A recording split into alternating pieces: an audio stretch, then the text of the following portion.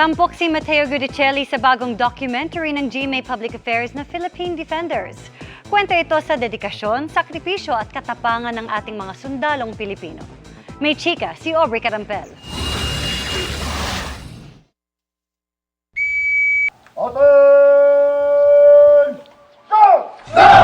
Mula himpapawid, lupa, at karagatan man, Chinese Coast Guard yan. Nakita natin yung China boat. Pwede tayo pumasok?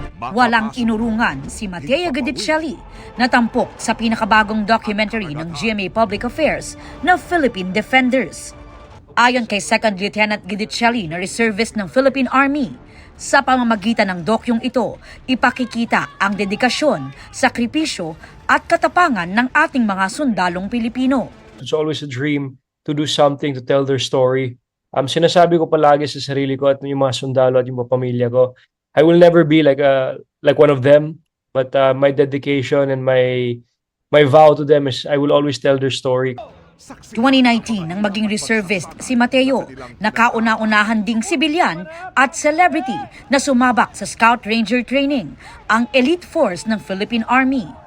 Sumailalim din siya sa airborne training. Praise the Lord above, there will be more of us. For we are the members of the Airborne Company.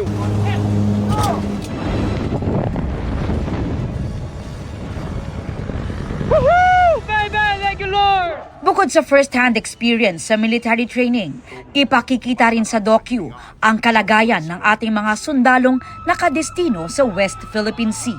Nandyan palagi sila, sir, hindi sila umalis. West Philippine Sea! Amido! Kung nakikita mo kung anong mga supplies na meron sila, kung anong ginagawa nila, talagang kailangan, it has to be given more importance.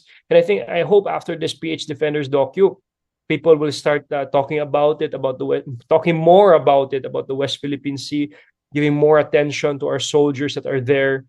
Ibabahagi rin ni Matteo ang kwento ng mga wildlife enforcement officer at iba't ibang kwento ng kabayanihan ng mga sundalong nakikipaglaban para sa kapayapaan at kalayaan. So nung nagising kayo sa ospital, ni-amputate na yung leg nyo? Yes, doon pa lang sa RSR alam ko na. Personal daw na nakita at narinig ni Matteo ang iba't ibang kwentong gaya nito na nais din niyang ibahagi at malaman ng mas marami pa nating kababayan.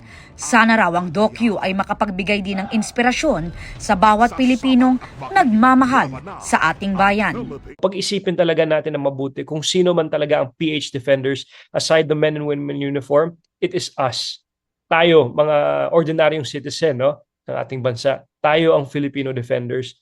Aubrey Carampel, updated sa showbiz happenings.